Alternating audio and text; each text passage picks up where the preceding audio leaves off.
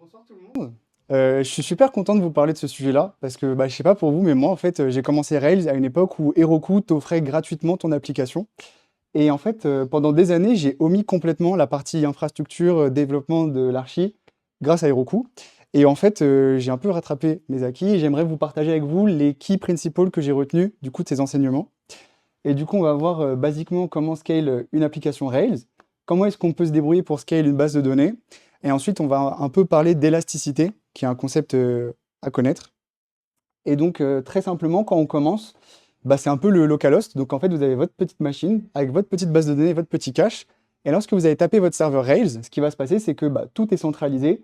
Et c'est cool, ça marche, c'est trop bien pour votre application.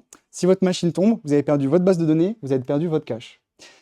Et concrètement, pour arrêter d'avoir du coup ce single point of failure, ce point d'échec unique, ce qu'on va faire, c'est un CTRL-C, CTRL-V. On va dupliquer notre instance et on va mettre un répartisseur de charge entre les deux, donc load balancer.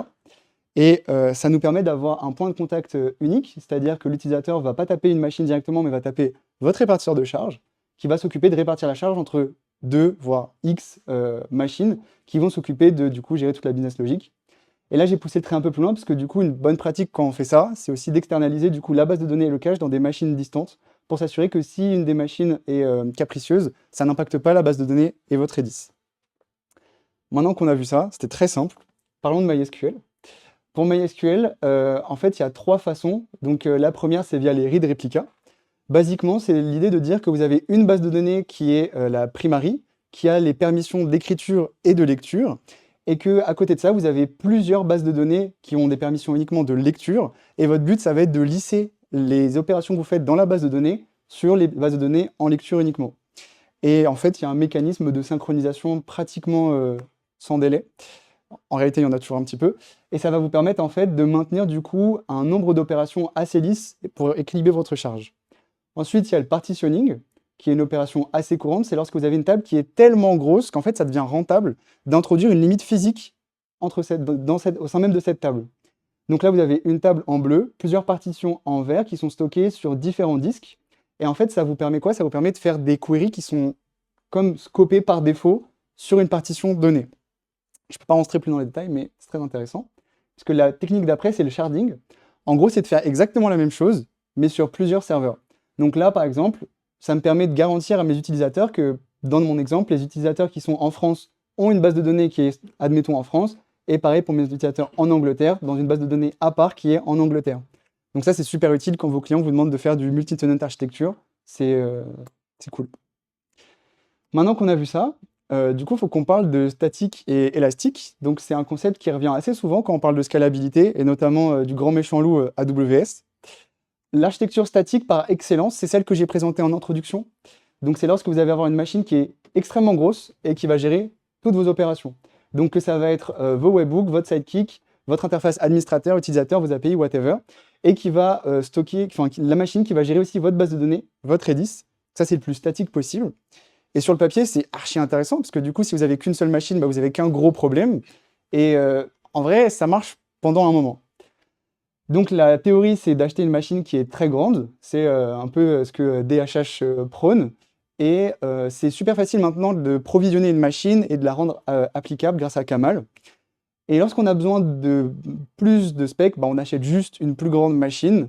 Mais c'est ce que je disais en introduction, le problème d'une architecture qui est trop statique, c'est qu'il y a un point d'échec unique, c'est-à-dire que si votre machine tombe, il n'y a plus d'app. Et ça, c'est pas ce qu'on veut.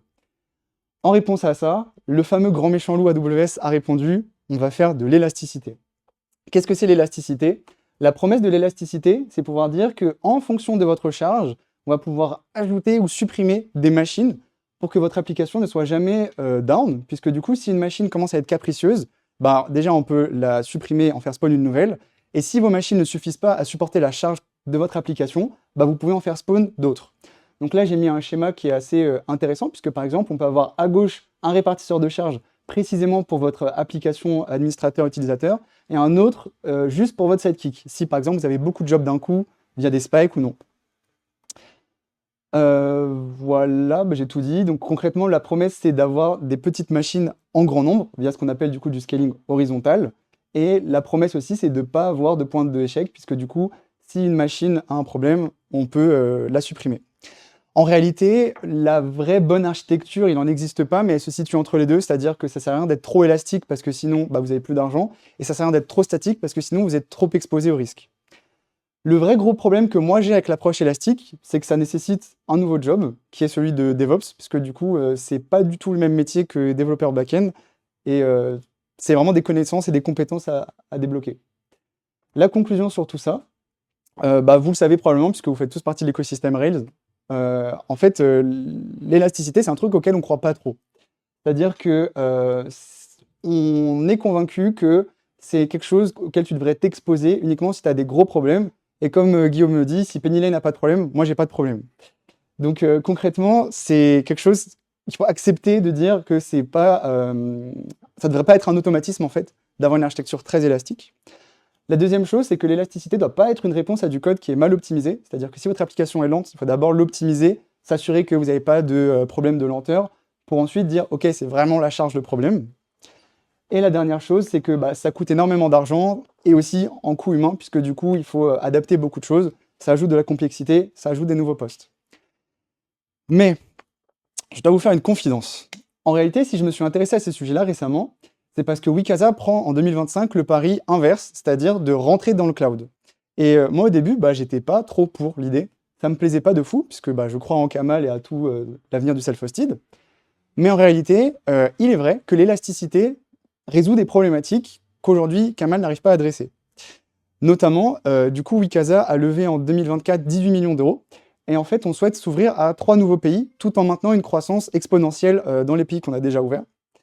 Et en fait, c'est un cas d'usage que le cloud résout, et notamment l'élasticité, c'est qu'on attend une croissance qui est vraiment exponentielle. Peut-être que ça va être un flop total et qu'on va faire 0 client, mais on veut être sûr que ça ne soit pas la faute de la tech si on n'arrive pas à délivrer des commandes. On veut s'assurer que même si on dépense plus d'argent, et c'est pour ça qu'on a levé des fonds, on veut s'assurer que Wikasa soit toujours up. Et enfin, le deuxième cas d'usage, c'est lorsque l'on a des pics imprédictibles d'accès à l'application. Donc là, effectivement, lorsqu'on va lancer les nouveaux pays, bien sûr qu'au début, il y aura 1, 2 utilisateurs qui seront perdus, qui seront là, qui ne comprendront pas trop. Mais au fur et à mesure, en faisant du coup le cash burn des 18 millions, on va tellement investir dans les pubs qu'on pense que ça va commencer à grossir. Mais c'est que un pari. Voilà. Si vous voulez voir cette croissance de l'intérieur, n'hésitez pas à scanner ce QR code. Il y a des postes de M et de développeurs qui sont ouverts. Merci.